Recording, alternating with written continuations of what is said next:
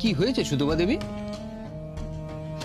আচ্ছা, আপনার এরকম হঠাৎ করে মনে হলো কেন যে আপনার স্বামী ফিরে আসবেন? আচ্ছা, আপনি তো ভালো করেই জানেন যে আপনার স্বামী মারা গেছেন, আপনি একজন উইডো। এরকম তো নয় যে তার বডি পাওয়া যায়নি কিংবা তার খোঁজ পাওয়া যায়নি বলে সেই বিশ্বাস থেকে আপনি এরকম করছেন। আপনি তো নিজের চোখে তার মৃতদেহ দেখেছিলেন, তাই তো? এটা তো সত্যি যে আপনার স্বামী মারা গেছেন, তারপরেও আপনার মধ্যে এরকম ভাবনা এলো কি করে যে আপনি শাঁখা সিঁদুর পরলেন, নিজেকে সধবা ভাবছেন, ওই মানুষটা ফিরে আসতে পারেন এই ধারণা আপনার মধ্যে হচ্ছে কি করে?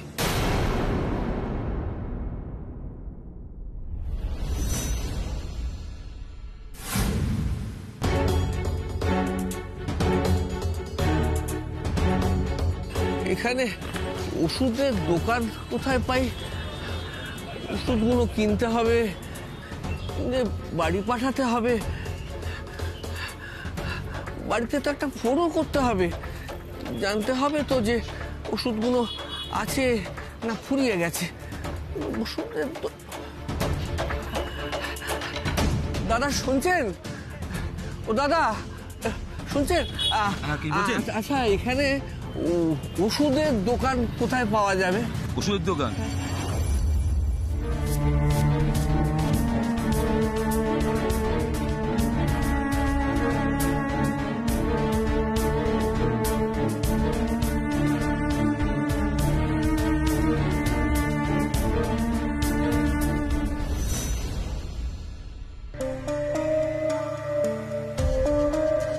কে করলো এমন কাজ?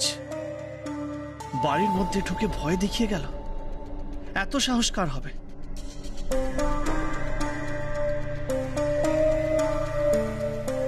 অবিনাশ দত্তর এত ক্ষমতা হবে? আমাকে চুপ করাতে সে অম্বরীশ আচার্যকে চটাবে, আঙ্কেলকে মানে সঞ্জয় বোসকে চটাবে। এত বড় বোকামো করলো লোকটা, নাকি নাকি অন্য কেউ? কিছুই বুঝতে পারছি না।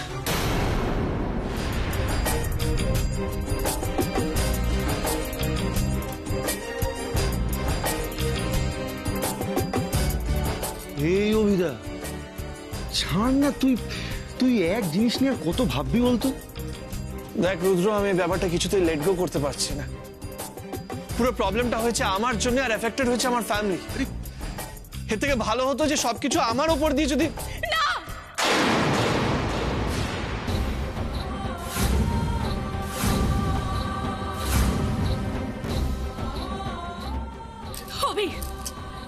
এসব কি বলছিস তুই? তুই একবার অনেক বড় বিপদ কাটিয়ে উঠেছিস। আমি তোকে বারবার আর ওই অবস্থায় দেখতে পারবো না, আমি কিছুতেই পারবো না, কিছুতেই নাই। বলবি না তুই এসব কথা?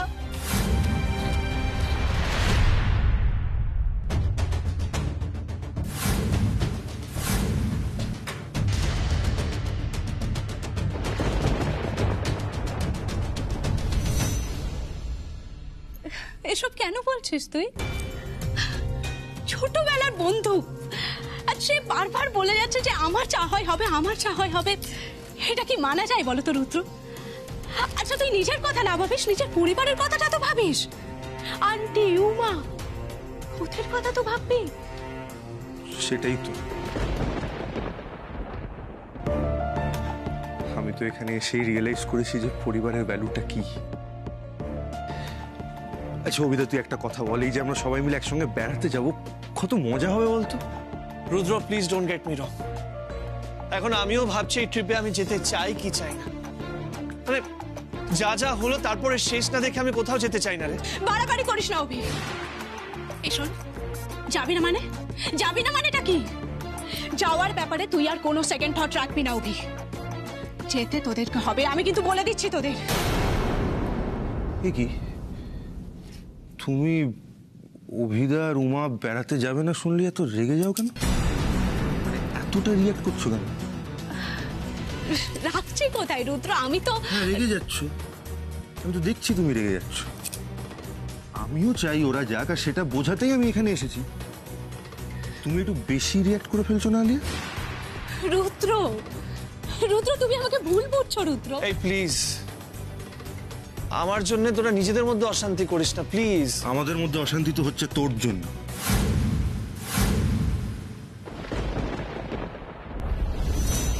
জানেন ডাক্তারবাবু, আমি মাঝে মধ্যে না মন্দিরে পুজো দিতে যেতাম। এবারেও গেছি,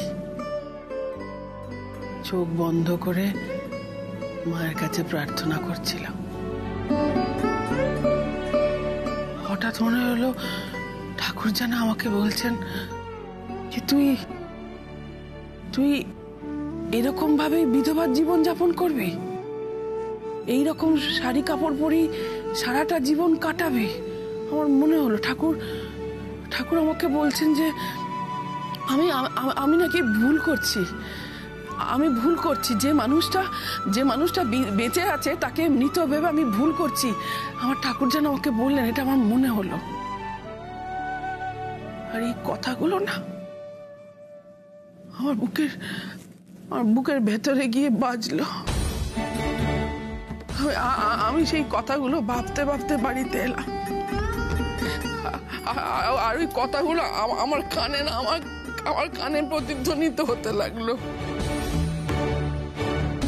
আমি ভাবলাম জানেন ডাক্তারবাবু, আচ্ছা এমন কিছু ঘটতে চলেছে না তো, যেটা আমি বুঝতে পারছি না, হয়তো এমন কিছু ঘটতে চলেছে। আপনার কি আছে? এই ওষুধগুলো যদি একটু। না না না, ঠিক আছে।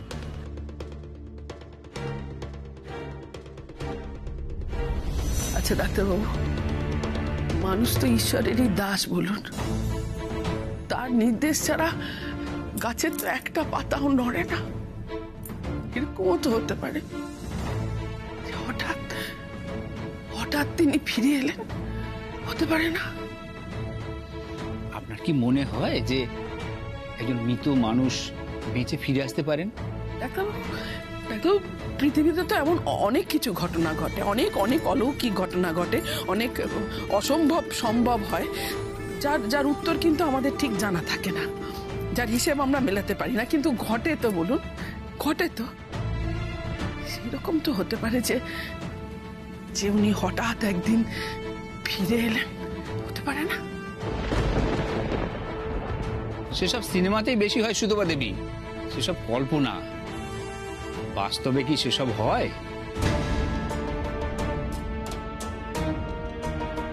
জানেন ডাক্তারবাবু, আমার বাড়িতে না উমার বাবার একটা বড় ছবি আছে। উমা সেই ছবিটাতে ফুলের মালা পরাতো, চন্দন পরাতো। তারপরে যখন উমা চলে যায়, তখন ওই ছবিটাতে আমি মালা পরাই, চন্দনের ফোঁটা দিয়ে দিই, ছবিটার দিকে তাকিয়ে থাকি, ওর সাথে কথা বলি। আমার হঠাৎ মনে হলো জানেন, উমার বাবা আমাকে বলছে, সুতপা সুতপা তুমি মেয়েদের বলেছো আমি ফিরে আসছি, বলেছো তুমি এই কথা? আর শোনো, আমি যখন ফিরে আসবো তখন আমি তোমাকে এই সাজে দেখতে চাই না, তুমি সদবার মতো সেজে থাকবে, তুমি শাঁখা সিঁদুর পরবে, লাল পাড় শাড়ি পরবে, আমি যেন তোমাকে সেই সাজে দেখি। আমাকে বললো, আমার মনে হলো জানেন তো। আচ্ছা ডাক্তারবাবু, আপনি বলুন তো, আমি কার কথা বিশ্বাস করব? আপনার কথা, আপনাদের সকলের কথা, নাকি উমার বাবার কথা? আমার ঠাকুর আমাকে যে নির্দেশ দিচ্ছেন সেই কথা, আমি কোনটা বিশ্বাস করব বলুন? দেখছে, আমি বরঞ্চ একটা কথা বলি ডাক্তারবাবু,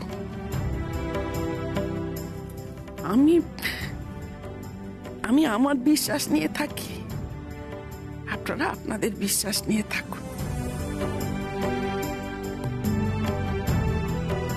তারপরে দেখবেন একদিন উমার বাবা ঠিক ফিরে আসবে, ফিরে আসবে আর এসে বলবে, এই দেখো সুতপা, সুতপা আমি আমি মরে যাইনি, এই দেখো আমি বেঁচে আছি, আমি সশরীরে বেঁচে আছি, দাও দাও দাও খেতে দাও, খেতে দাও, আমার খুব খিদে পেয়েছে, আমি হাত মুখ ধুয়ে আসছি, তাড়াতাড়ি খাবার বাড়ো। তুমি তো জানো যে খিদে পেলে আমার মাথা ঠিক থাকে না, তুমি তো জানো। এই কথা বলবে।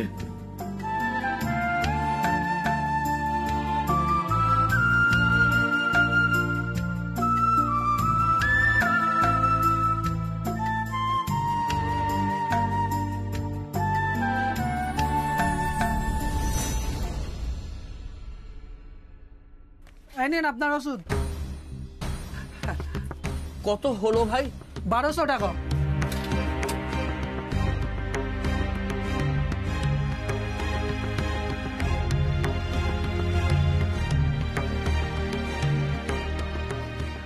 দাদা একটা ফোন ফোন করতে পারবো? ফোন ফোন ফোন করবেন?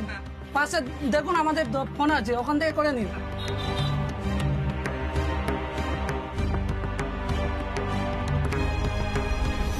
আমি মানে বারবার যাবো না বলছিস কেন? টেনশন দিচ্ছিস কেন?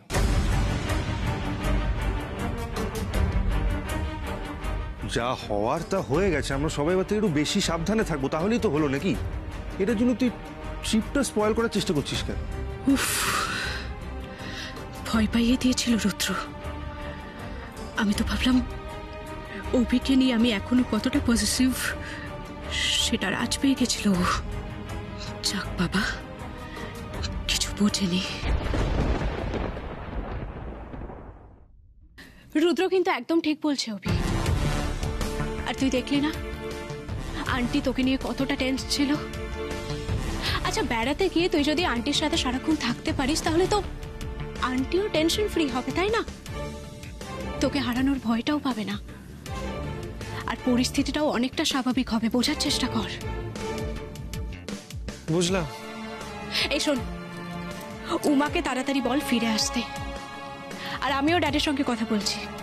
ড্যাডের সঙ্গে কথা বলে আমি বাড়িতেও সিকিউরিটি গার্ড বাড়ানোর ব্যবস্থা করছি, যাতে বাড়তি লোক বাড়ির ভেতর না ঢুকতে পারে। তাহলে আমরা নিশ্চিন্তে যেতে পারবো অভি। আরে তুই দাঁড়িয়ে রইলি কেন? তুই উমাকে ফোনটা কর তাড়াতাড়ি, ওকে ফিরে আসতে বল। আরে বাবা, কি হলো? ফোন কোথায় তোর? ফোনটা কর।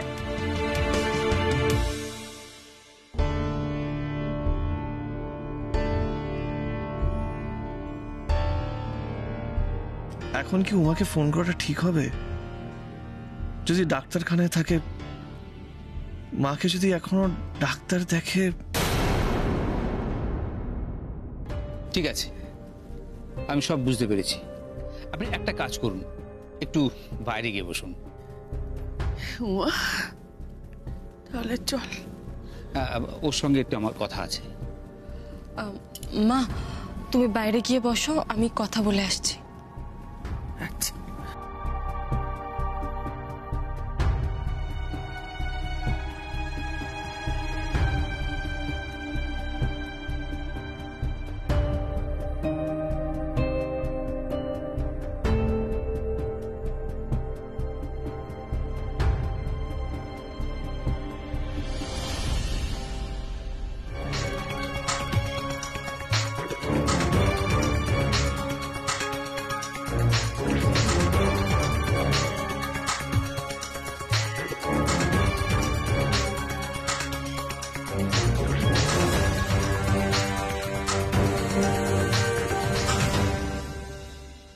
আপনি ওনার মেজো মেয়ে? হ্যাঁ ডাক্তারবাবু, আমি ওনার মেজো মেয়ে। মাকে হঠাৎ এই অবস্থায় দেখে না আমরা সকলেই খুব ঘাবড়ে গেছি। বুঝতেই তো পারছেন, শহরতলিতে থাকি। মাকে এই অবস্থায় দেখলে পাড়ার লোকেরা কি ভাববে, কি বলবে, এই ভেবেই কুল পাচ্ছি না আমরা। আচ্ছা, আপনার বাবা মারা যাবার পরেও কি উনি এই রকম মানসিক সমস্যার মধ্যে পড়েছিলেন? না, একেবারেই না। মা তখন একা পুরো পরিস্থিতিটাকে শক্ত হাতে সামলেছিল।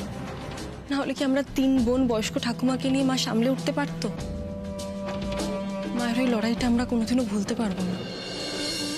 মা একা গয়না বড়ি বেচে আমাদের পুরো সংসারটা চালিয়েছিল। মা একা আমাদের 3 বোনকে মানুষ করেছে। হঠাৎ সেই শক্ত মানুষটার যে কি হলো কিছু বুঝতে পারছি না ডাক্তারবাবু। ওনার এই বেশি শক্ত হয়ে থাকাটাই মনে হয় ওনার বিপদ ডেকে এনেছেন। মানে অনেক দিন ধরে জমানো কষ্টটাই হয়তো ওনার আজকের এই মানসিক সমস্যার রূপ নিয়েছে। এখন উনি আপনার বাবাকে হ্যালোসিনেট করছেন। কল্পনা করছেন যে উনি আপনার বাবার সঙ্গে কথা বলছেন, কমিউনিকেট করছেন। তাই একটা বিশ্বাস, কল্পনা সবকিছু মিলেমিশেই এরকম একটা সমস্যা তৈরি হয়েছে। আমি কিছু ওষুধ দিচ্ছি, আর আপনি চেষ্টা করবেন যে আপনার বাবার সম্পর্কিত আলোচনা থেকে ওনাকে একটু দূরে রাখতে। আর যদি পারেন আপনার বাবার ছবিটা ওনার সামনে থেকে সরিয়ে দেবেন। 15 দিন পর আর একটা সিটিং হবে। আচ্ছা। সে কি? আরে এটা কখন হলো? না না, আমরা এখনো দেখিনি, টিভি দেখিনি এখনো। নিউজ চ্যানেলে কি কিছু দেখাচ্ছে নাকি? দেখাচ্ছে কিছু? কি হয়েছে ছোটদা? আরে কি হয়েছে বলবি তো? আরে দাঁড়া না। না না আমি আমি সেটা বলছি না, আমি সেরকম কোনো কথা বলছি না। আমার কথা হচ্ছে কোনো কিছু ঘটলে সেটা তো খবরে বেরোবে। বেরিয়েছে কি খবরে? দেখিয়েছে কোথাও? ছোটকা, আমি এক্ষুনি খবরে দেখলাম। কি হয়েছে কি রুদ্র? বলবি তো কি হয়েছে? কি দেখেছিস তোরা? আরে কেউ কিছু বলছিস না কেন? আমি আপনাকে কিছু বলছি না। ছোটদা, ছোটদা, রুদ্র, কি আলোচনা করছিস তোরা? নিউজে কি দেখিয়েছে? আমাদের বাড়িতে যে গুন্ডা এসছে সেটাকে নিউজে দেখিয়েছে? বল না কিছু রুদ্র, আরে বল। আচ্ছা তোমরা এভাবে চুপ করে থাকলে কি আমরা কিছু জানতে পারবো না? আরে বাবা কি হয়েছে সেটা তো নিউজ চ্যানেল খুললেই বোঝা যাবে। দাঁড়াও আমি টিভিটা খুলি, দাঁড়াও। দেখ আলিয়া, সিমলাতে খুব সাংঘাতিক ধস নেমেছে।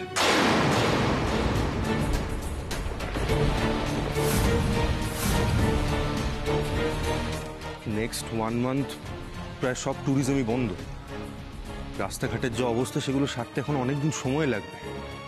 আর শুধু টিভিতে না, এই সোশ্যাল মিডিয়াতেও তো সারাক্ষণ দেখাচ্ছে যে পাহাড় ভেঙে পড়েছে, ননস্টপ বৃষ্টি হচ্ছে, ওখানকার মানুষ মারা গেছে, রাস্তাঘাট ভেঙে গেছে, বাড়িঘরদোর ভেঙে গেছে। সব মিলিয়ে খুব খারাপ অবস্থা। ইভেন ওখানকার ট্যুরিস্টদেরও তো সবার খুব বিপদ।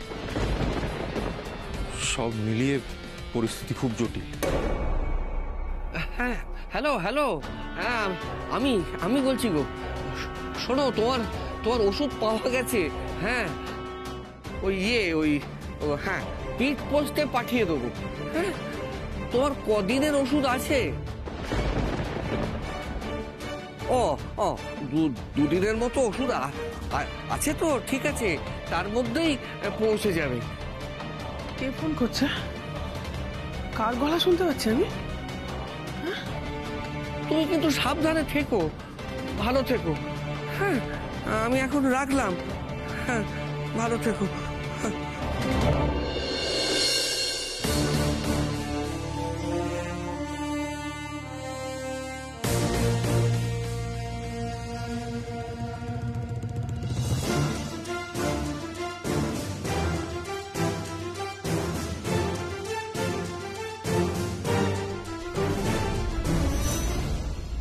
বাবা, তাহলে আমাদের ঘুরতে যাওয়া হবে না? আরে কি মুশকিল, তুই বাবা কাঁদছিস কেন? আচ্ছা যাবি বে? ও বাবা চলো না, আমি ঘুরতে না না, বেড়াতে তো যেতেই হবে, নইলে আমার এতদিনের প্ল্যান তার কি হবে? এভাবে সবটা ভেস্তে যেতে পারে না, কিছুতেই না, কিছুতেই না। ননি, ননি এদিকে এসো, আমার কাছে এসো, এদিকে এসো। কাঁদছো কেন তুমি? কাঁদে না শোনা, চোখে জল মুছো, চোখে জল মুছো। আচ্ছা শোনো, আমরা বেড়াতে যাবো না সেটা তোমাকে কে বলেছে? আমরা বেড়াতে যাবো ননি। সে কি বলছো? এই অবস্থায় কি করে বেড়াতে যাবে? না না, আমাদের বেড়াতে যেতেই হবে, বুঝতে পারছো না তুমি? আচ্ছা আলিয়া নিশ্চয়ই বেড়াতে যেতে হবে, তুমি ঠিক বলেছো, বেড়াতে আমরা যাবোই। কিন্তু যা খবরটা পেলাম সেখানে ওই প্রবলেমের মধ্যে যদি আমরা যাই সেখানে তো আরো বিপদ বাড়বে, তখন কি করবে বলো তো? আচ্ছা ছোটকা, আমি কি বলেছি যে আমরা সিমলাতেই যাব? আর তাছাড়া টিকিট ক্যান্সেল করলে তো রিফান্ড পাওয়া যায়, তাই না? যাই তো। তাহলে আমরা অন্য কোথাও যাব, কিন্তু আমরা বেড়াতে যাবই, কেমন? হ্যাঁ। আচ্ছা আমরা যদি সিমলা না যেতে পারি তাহলে আমরা দার্জিলিং যাব, আমরা গ্যাংটক যেতে পারি, কিন্তু মোট কথা হচ্ছে বেড়াতে যাওয়া ক্যান্সেল করা যাবে না, ব্যাস। আর যেই ডেটে আমরা বেড়াতে যাব বলে ফিক্স করেছিলাম সেই দিনই আমরা পাহাড়েই বেড়াতে যাব। ওকে? হ্যাঁ একদম। এত তাড়াতাড়ি কোনো ডিসিশন নেওয়া যায় নাকি? কেন যায় না? কেন তুমি বুঝতে পারছো না আলিয়া? না না রুদ্র শোন না, আলিয়া তো আমাদের সবার আনন্দের কথা ভেবেই বলছে। কিন্তু ছোটকা, ওকে তো বাস্তবটাও বুঝতে হবে। এত বড় একটা ডিজাস্টার হয়ে গেছে, আমাদের এতগুলো টাকা ইনভেস্ট হয়েছে, সেগুলো রিফান্ড পাওয়ার ব্যাপার আছে। সবাই মিলে একসাথে বসে ডিসকাস করে একটা ডিসিশন নেওয়াটা বেটার না? সেটাই তো প্রসেস হওয়া উচিত। আর তুমি শুধু আনন্দটা নিয়ে ভেবে যাচ্ছ। তুমি একবার বলেছো যাবে মানে তো যাবেই, তুমি অন্য ব্যাপারগুলো একবারও কনসিডার করবে না? আনন্দটাই তো ইম্পর্টেন্ট হওয়া উচিত, তাই না রুদ্র? আলিয়া তুমি আমার কথাটা শোনো। না না, তুমি আগে আমার কথাটা শুনো রুদ্র। তুমিও তো বেড়াতে যাওয়ার জন্য এক্সাইটেড ছিলে, ইন্টারেস্টেড ছিলে, তাহলে এখন আমার এক্সাইটমেন্ট দেখে তোমার এত সমস্যা হচ্ছে কেন রুদ্র? আরে বাবা, সিমলায় ধস নেমেছে, সিমলায় পর্যটন বন্ধ বলে কি আমাদের বেড়াতে যাওয়াটা ক্যান্সেল হয়ে যাবে? তার তো কোনো মানে নেই, তাই না?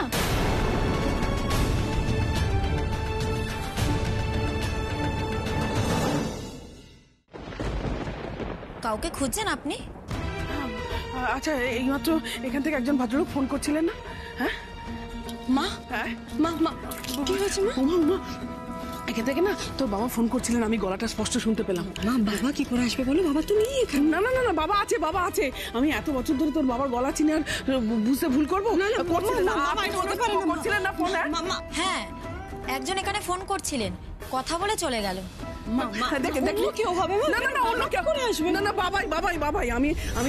এত বছর ধরে তোর বাবার গলাটা চিনি, আমি স্পষ্ট শুনতে পেলাম ফোনে কথা বলছে।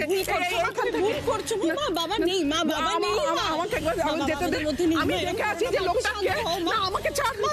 কি করে টাকা যাবে?